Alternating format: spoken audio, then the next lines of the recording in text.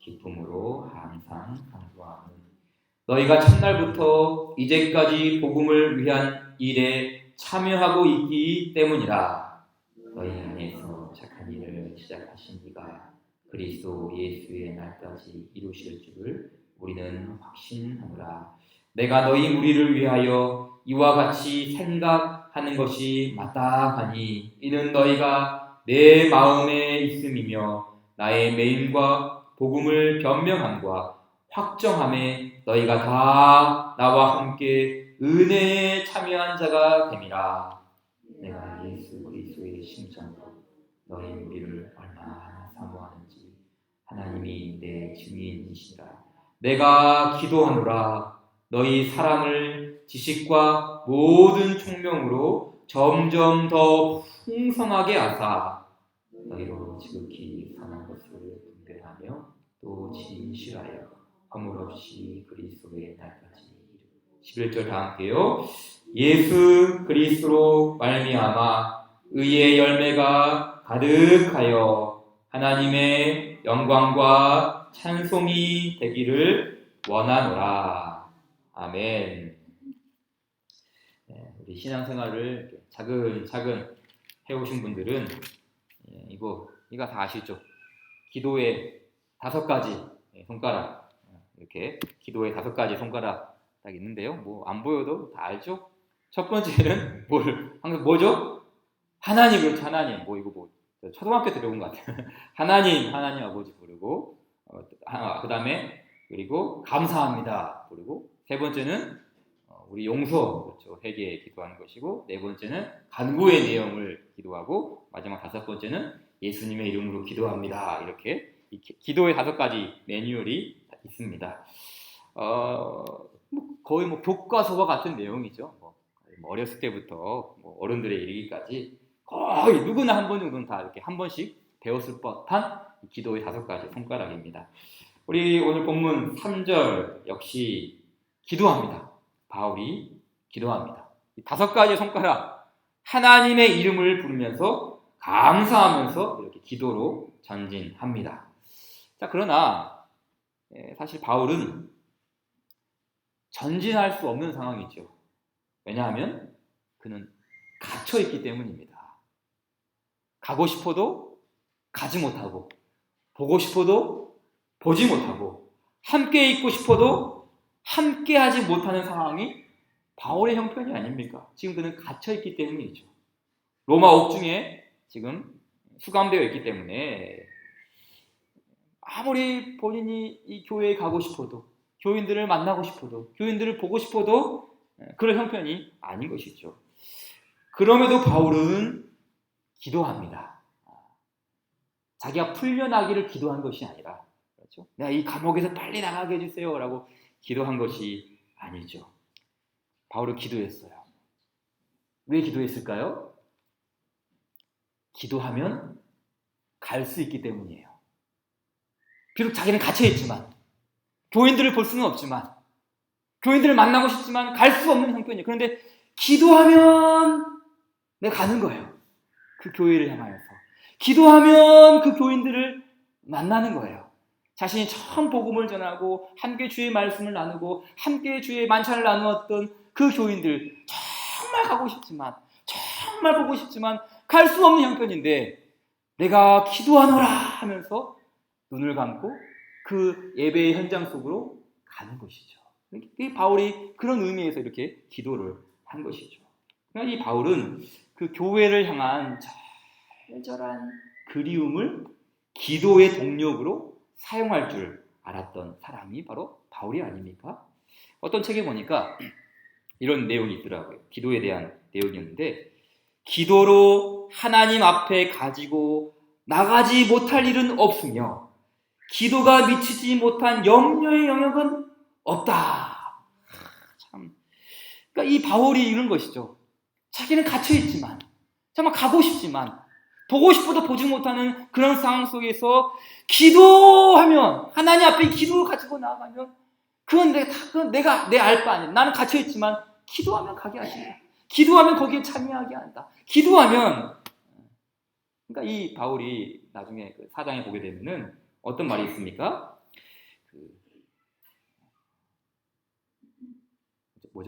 모든 일에 너희 평강을 주신다. 4장 말씀에 아무것도 염려하지 말고 오직 모든 일에 기도와 간구로 너희 구할 것을 감사함으로 하나님께 아뢰라. 그리하면 하나님의 평강이 너희 마음에, 하나님의 평강이 지금 이 바울이 주장하고 있는 것이죠. 그러니까 감옥에 갇혀 있는 상황, 참 가고 싶지만 보고 싶지만 그런 상황 속에서도 하나님의 평강이 그를 감싸하니까 이 바울이 그 기도 속에서 그 교회를 가지는 않았지만 정말 가는 듯한 그런 하나님의 임재 속에서 그 은혜를 경험하는 것 아니겠습니까? 그래서 기도할 때 가장 중요한 게 뭡니까? 가장 중요한 거 뭐죠? 하나님이죠. 하나님. 기도의 손가락에서 하나님이에요. 하나님. 그러니까 기도할 때 우리가 하나님, 이게 매뉴얼이어서 공식이어서 하나님 부르는 게 아니라 기도할 때 하나님 그러면은 이미 그 기도 속에 바울은 하나님 하나님과 동시에 가 있는 거예요. 그 감옥을 떠나는 거예요. 몸은 거기 갇혀 있지만 하나님 그런 순간에 그 교인들과 함께 그 절절한 기도의 제목이 이 하나님 아버지의 이름을 부른과 동시에 이렇게 하나님의 임재 속에 승화되는 것 아니겠습니까? 그래서 이 바울이 하나님을 부를 때 어떻게 부릅니까? 나의 하나님께 감사하다. 나의 하나님께. 우리 하나님이라고 할 수 있고 너희 하나님께 감사하다 할 수도 있는데 기도하면서 나의 하나님, 나의 하나님. 그러니까 하나님과의 그 관계 속에서 이루어지는 기도라는 것이죠. 그 하나님과의 관계 속에서 교인들과의 접촉이 이루어지는 거예요.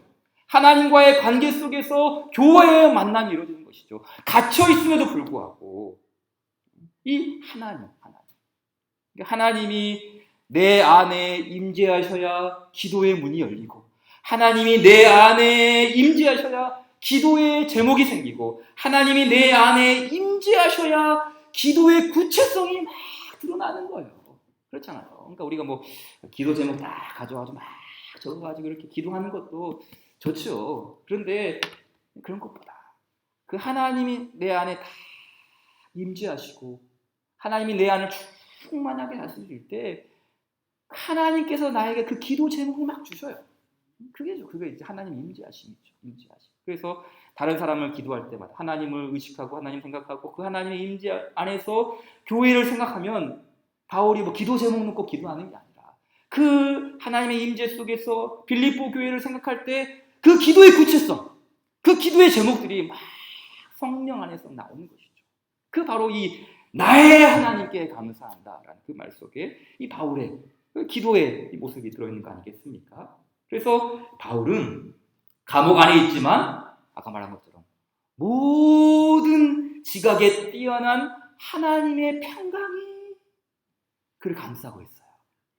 아까 부르던 그 찬송 중에 뭐입니까? 나 어느 곳에 있든지 늘 마음이 편하다. 주 예수 주신 평안함 늘 충만하도다. 바울이 이런 상황이죠. 바울이 이런 상황. 나의 하나님 그 부르는가 동시에 그 말할 수 없는 하나님의 평강과 평안이 모든 지각에 뛰어난 하나님의 평강이 그를 감싸는 것이죠. 바로 그럴 때 뭐가 나옵니까? 감사가 나와요. 그렇죠? 내가 너희를 생각할 때마다 나의 하나님께 감사한다. 감사가 입에 붙어서 감사가 나오는 게 아니라 누가 팍팍 찔러서 감사가 나오는 게 아니라 그렇죠. 그 하나님의 평강이 그를 감싸고 나의 하나님 딱 부를 때 그 성령의 감동하심 속에서 감사. 여러분 하나님의 임재가 우리 입술 속에서 감사가 터져 나오게 하는 줄 믿습니다. 그러니까 이거죠. 하나님, 교회, 바울. 이 하나님과 교회 그리고 이 바울의 삼각관계 이 속에서 하나님의 임재 속에서 바울이 교회를 향해 기도할 때 감사가 나오는 거.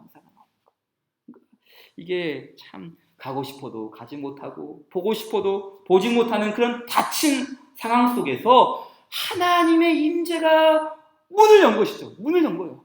갇혀있지만 하나님의 임재가 문을 열어서 거기에 있게 하고 거기에 가게 하고 그 사람들을 만나게 하고, 더 나아가 주께서 이 감사하는 마음을 통해서 염려의 먹구름을 걷어내시고 기쁨과 소망의 빛을 비춰주시는 줄 믿습니다. 이 소망이 바로 그 바울의 감옥 속에서 지금 빛이 나고 있지 않습니까? 나의 하나님께 감사한다. 이게 무슨 감옥에서 나오는 고백입니까? 하나님, 그 하나님을 부를 때 바로 이 임재, 이 은혜의 빛이 비춰나는 거 아니겠습니까? 자, 5절 또 말씀 봅시다. 우리 5절은 같이 한번 읽어볼까요? 시작. 너희가 첫날부터 이제까지 복음을 위한 일에 참여하고 있기 때문이라 했습니다. 자, 바울이 기뻐하고 감사하고 충만할 수 있었던 이유가 무엇입니까? 이 빌립보 교회는 참여하고 있었어요. 참여하고 있었다. 그렇죠? 복음을 위한 일에 함께 동참, 참여하고 있다라는 말. 이 참여라는 말이 참 중요해요. 사실은 이 빌립보서 그러면 우리는 익히 아는 게 뭡니까? 기쁨. 그렇죠? 빌립보서는 기쁨의 서신이다. 바울은 기뻐했다. 너희도 기뻐하라. 쉬지 말고 기뻐하라. 기쁨 계속 나오지 않습니까? 근데 이 기쁨이 빌립보서의 핵심이기도 하지만 동시에 이 참여가 참 중요해요. 그러니까 참여함이 기쁨과 감사와 충만함으로 표출되는 거예요. 그렇죠? 그러니까 이 너희가 그리스도 예수의 일에 참여한다라는 이 참여가 1장, 2장, 3장, 4장 전체에 걸쳐서 나오는데 이 참여함 때문에 바울은 기뻐할 수 있어요. 그들이 참여하고 있다는 그 사실 하나 때문에 바울은 감사할 수 있었고요. 교회가 참여하고 있다는 그 은혜 때문에 바울은 충만할 수 있었던 것이죠. 빌립보 교회는 복음을 위한 참여함에 첫날부터 이제까지 처음 사랑을 버린 그런 교회가 아니라 처음부터 지금까지, 이 빌립보 교회는 처음부터 지금까지 한결같이 참여하고 있어요. 이 참여라는 말 자체는 이 함께라는 말이에요. 함께. 그러니까 교회 공동체가 함께 참여하고 있다는 뜻입니다. 그래서 더 나아가 바울은 확신하죠. 어떤 일을 확신합니까? 6절 시작. 너희 안에서 착한 일을 시작하신 이가 그리스도 예수의 날까지 이루실 줄을 우리는 확신하더라. 그랬어요. 교회는 참여했습니다. 참여하고 있어요. 첫날부터 지금까지 신실하게 참여했습니다. 어렵고 힘든 일도 있었지만 굳세게 참여했습니다. 이는 그들의 수고죠. 그들의 땀방울이죠. 그러나 이게 인간적인 참여만이 아니라 예수님께서도 거기에 참여하고 있어요. 왜냐하면 그들을 믿게 한 이도 예수님이요, 그들을 자라나게 한 이도 예수님이요, 그들과 함께 참여한 분도 예수님이요, 그리고 그들에게 최후 승리를 주시는 이도 예수님이기 때문이죠. 그래서 너희가 그리스도 예수의 일에 참여하고 있다. 처음부터 지금까지 참여하고 있는데 그건 너희의 수고만 있는 것이 아니라 바로 6절에 너희 안에 착한 일을 시작하신 이가 바로 그리스도 예수님이신데 그분이 마지막까지 너희를 확신 있게 참여하게 할 것이다 라는 말씀으로 감사하고 찬양하고 고백하고 있는 것 아니겠습니까? 따라서 우리 예수 믿는 사람들은, 우리 예수쟁이들은 항상 낙관적이어야 돼요. 항상 낙관적이어야 돼요. 그냥 우리가 무조건 긍정, 이게 아니라 복음이 기준이 되어서 긍정하는 것이죠. 복음이 기준이 되어서. 그러니까 우리의 긍정은 심리학에 있는 것이 아니라 신학에 있죠. 신학에. 우리의 긍정, 우리의 낙관론은 신학이 있어요. 어떤 신학입니까? 삼위 하나님을 소망하는 그 믿음, 그 신학이 우리를 긍정하게 하는 것이죠. 삼위 하나님을 믿는 그 복음의 소망이 우리에게 참 긍정을 주시기에 어찌 비관적일 수 있겠어요? 어찌 성도의 삶이 절망으로 끝날 수 있겠습니까? 삼위 하나님이 우리의 소망이고 삼위 하나님의 복음이 우리의 소망입니다. 그 복음 안에서 확신하노라. 그 절망 속에 있는 갇힌 상황 속에서도 바울은 확신한다. 그게 고백하지 않습니까? 자, 계속되는 바울의 기도를 살펴봅시다. 9절 이하도 볼까요? 9절 한번 같이 읽읍시다. 시작. 내가 기도하노라. 너희 사랑을 지식과 모든 청명으로 점점 더 풍성하게 하소서. 자, 기도 제목 나왔어요. 첫 번째 기도 제목 뭡니까? 사랑입니다. 사랑. 사랑이 더욱 풍성하기를 기도했어요.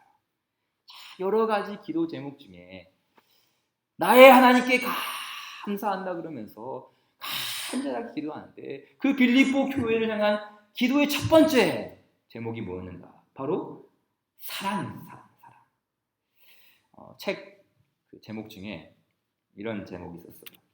사람은 가도 사랑은 남는다. 제목 자체가 참 울림이 되죠. 우리 인간, 우리 사람은 언젠가는 떠나게 되어 있죠.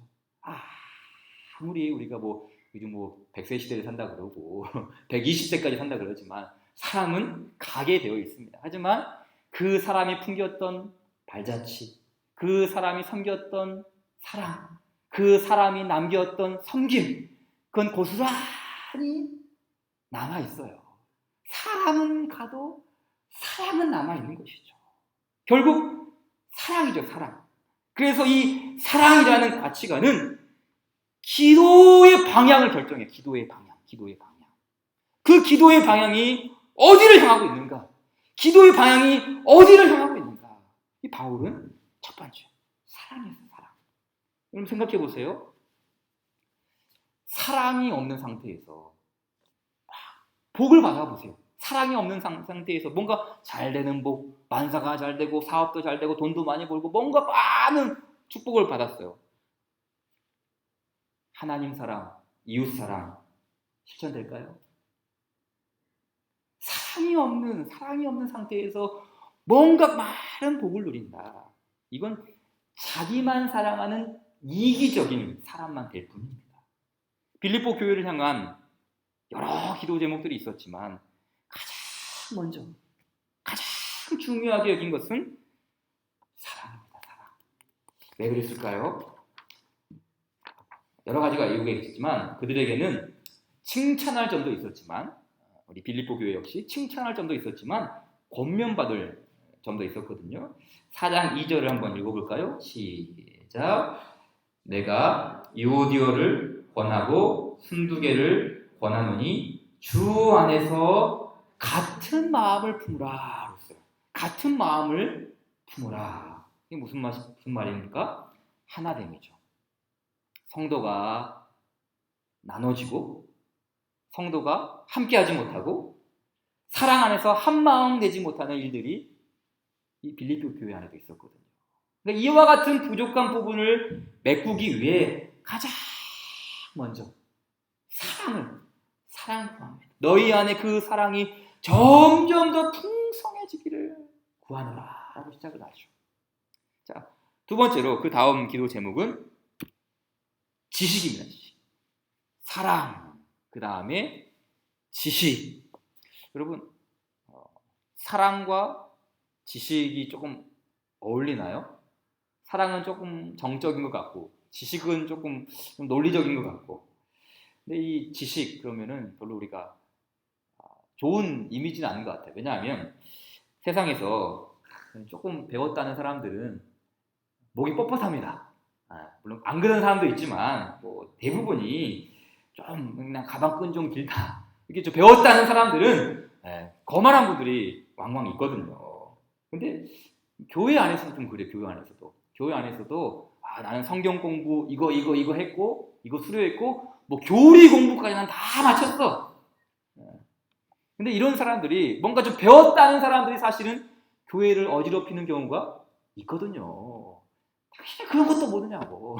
성경이 이렇게 쓰여있는데 뭡니까? 뭐가 없는 거예요? 사랑이 부족하기 때문에 그런 거 아니겠습니까? 근데 중요한 것은 그 지식이 문제가 아니라 뭐가 문제입니까? 지식을 배우는 사람이죠. 사람. 그러니까 항상 사람이 문제예요. 근데 배우는 사람은 사랑과 함께 지식, 그러니까 지식이 필요 없다는 말이 아니에요. 지식도 필요하죠. 근데 사랑과 함께 이 지식을 체득하게 되는 거죠. 왜냐하면 이 지식이야말로 참된 지식, 이 생명을 얻는 지식은 우리를 더욱더 겸손하게 하고 더욱더 사랑하게 하기 때문이거든요.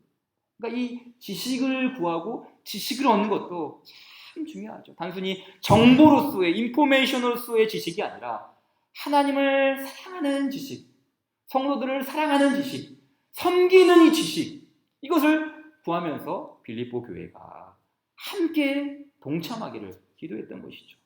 세 번째 기도의 제목은 뭡니까? 사랑, 지식, 그리고 세 번째는 뭐예요? 총명입니다. 총명. 그렇죠?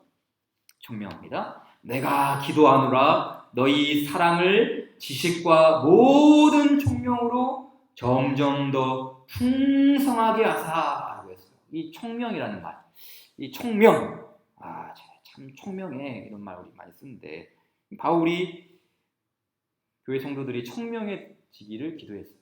이 총명이라는 말이 조금 더 어떤 의도가 있을까요? 총명. 이 총명이라는 말은 일종의 분별력입니다. 분별력이에요. 10절 말씀 보니까 뭐라고 그랬습니까? 지극히 선한 것을 분별하며 라고 했어요. 그러니까 이 총명이라는 말과 이 분별이라는 말이 지금 밀접하게 연관이 되어 있는 것이죠. 로마서 말씀도 한번 같이 읽어볼까요? 로마서 2장 18절 시작. 율법의 교훈을 받아 하나님의 뜻을 알고 지극히 선한 것을 분간하며, 거의 똑같죠? 10절 말씀하고.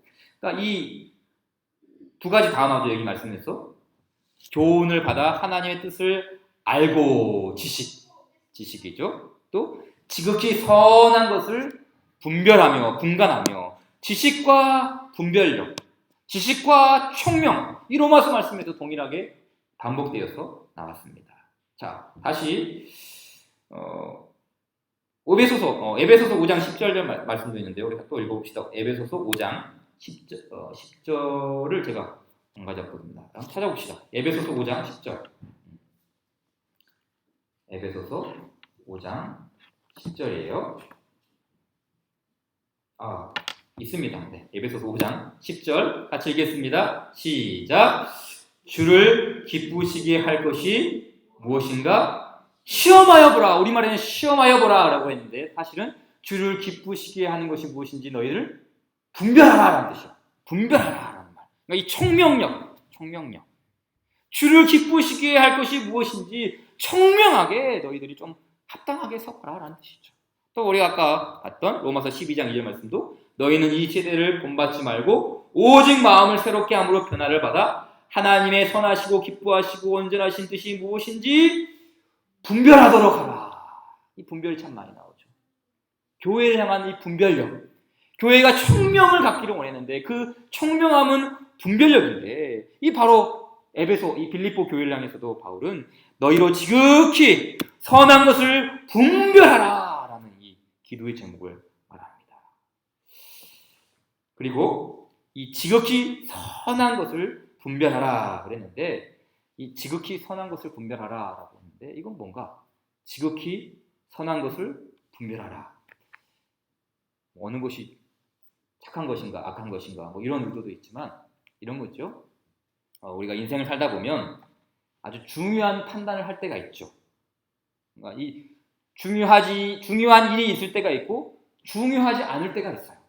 빌립보 교인들도 교회 공동체 안에서 중요한 일과 중요하지 않은 일을 분별할 수 있는 성도와 성도 사이에서 지금 뭔가 좀 뒤틀어지고 나뉘어지고 뭔가 좀 불협화음이 일어나는데 그 상황 속에서 너희들이 그 분별력을 가져서 정말 중요한 일과 중요하지 않은 일을 분별하라 라는 그런 의미죠.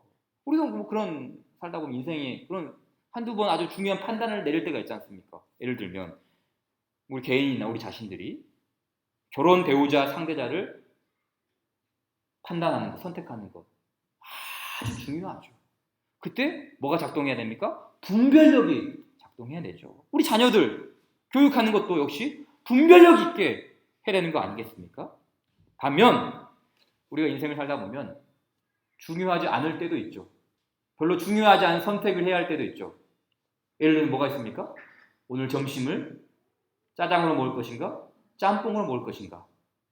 물론 어떤 사람들에게는 중요하겠죠. 그러나 정말 중요한 일이니까 이게 별로 중요하지 않다는 것이죠. 그러니까 지금 바울이 말하는 지극히 선한 것을 분별하라는 의도가 바로 이런 거예요. 중요한 것과 중요하지 않은 것을 아는 분별력. 그 분별력을 말하는 거예요. 그럼 바울은 왜 분별력을 기도의 제목으로 삼았던 것일까요? 이건 개인의 신앙생활을 위한 분별력도 포함합니다. 세상을 살아갈 때 옳고 그름을 판단하는 영적 분별력 의미합니다. 하지만 빌립보 교회 안에 있는 문제와도 연결이 되어 있기 때문에 이 분별력을 구한 것 아니겠습니까? 어떤 문제가 있었을까요? 자, 15절, 1장 15절 같이 읽어볼까요? 시작. 어떤 이들은 투기와 분쟁으로, 어떤 이들은 착한 뜻으로 그리스도를 전파하니. 자, 그리스도를 전파하는 사람들 중에 어떤 사람들이 있었습니까? 투기와 분쟁으로 하는 사람들이 있었어요. 투기와 분쟁. 투기와 분쟁을 일삼는 지도자가 있다는 거예요. 그러다 보니 교회에 균열이 생기는 거 아니겠습니까? 그러니까 이 교회가 그 지도자를 분별할 수 있는 지혜. 지금 바울이 감옥 안에 있고, 그리고 교회에서 세운 여러 지도자들이 있는데, 그 교회 안에 투기와 분쟁으로 하는 지도자들이 있다. 그들을 걸러낼 수 있는 지혜, 분별력. 그 교회의 교인들이 갖추라는 거예요. 분별력 참 중요해요. 그러니까 우리 목사들도 분별력 가지고 신앙생활 하는 거 참 중요하지만, 누구도 중요해요? 교인들도 중요해요. 교인들이 중요하거든요. 교인들이 중요하지. 교인들이 분별력 있게 행동하지 않으면 이 앞에 선 사람은 막 나가거든요. 막 나가요.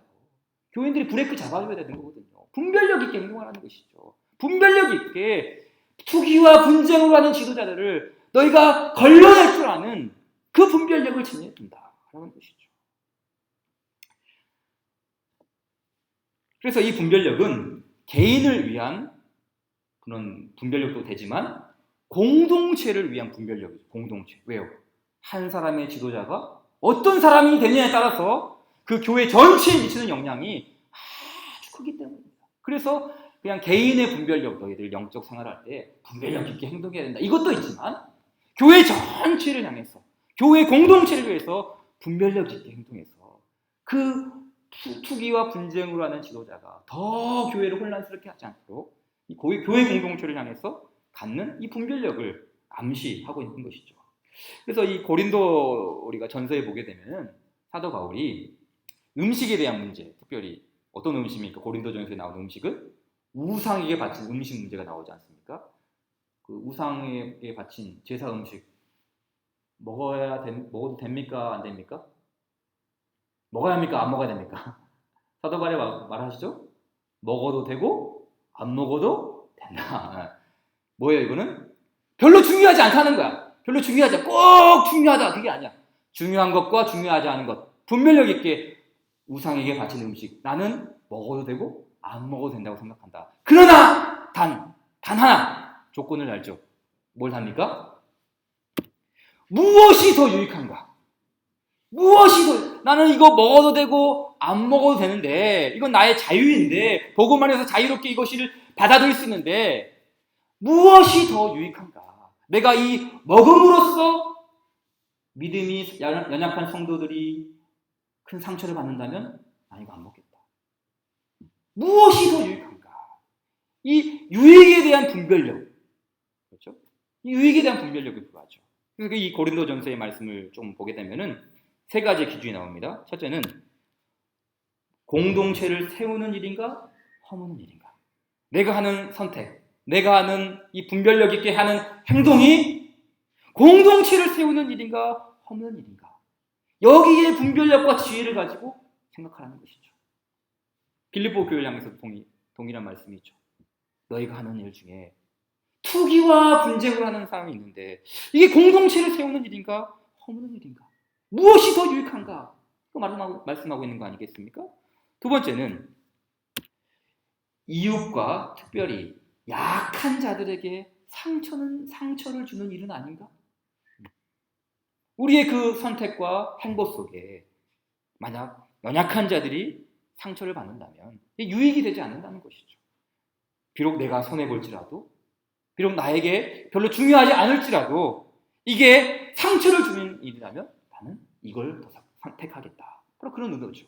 그리고 마지막 세 번째는 궁극적으로 무엇이 주님을 기쁘시게 할 것인가. 그렇죠. 이 공동체를 세우는 일 속에 이것이 정말 하나님이 기뻐하시는 일이라면 나는 이걸 택하겠다. 해도 되고 안 해도 되지만 궁극적으로 무엇이 더 유익한가에 대한 그 기준을 세워서 바로 이런 교회를 세우는 선한 것을 분별하는 것, 지극히 선한 것을 분별하는 것, 바로 이 분별력이 이런 유익성 안에서 이루어지기를 지금 기도하고 있는 것 아니겠습니까? 다시 빌립보서 1장 10절 말씀에 너희로 지극히 선한 것을 분별하며, 그 다음 말씀, 또 진실하여 허물이 없기를 바란다. 허물 없이 그리스도의 날까지 이르기를 바란다 라고 했어요. 이 허물이 없다라는 말이 이거는 개인적인 허물을 말하는 것이 아니라 역시 이 허물은 공동체의 허물을 말하는 거예요. 이 비슷한 말이 고린도전서 10장 32절에 있는데 한번 같이 읽을까요? 시작. 유대인에게나 헬라인에게나 하나님의 교회에나 거치는 자가 되지 말고 그랬어요. 고린도 교회를 향해서도 거치는 자가 되지 말라라는 말이 허물이 있는 자가 되지 말라라는 거예요. 개인이 아닙니다. 공동체죠, 공동체. 동일한 말이에요. 너희로 지극히 선한 것을 분별하여 또 진실하여 허물이 없는 사람이다. 교회 공동체를 향해서 그 교회를 가치 없게 만드는, 그 교회를 참 허물어뜨리는 그런 성도가 되지 말아라. 이 공동체 안에서 바로 이런 것들을 이야기하는 것이죠.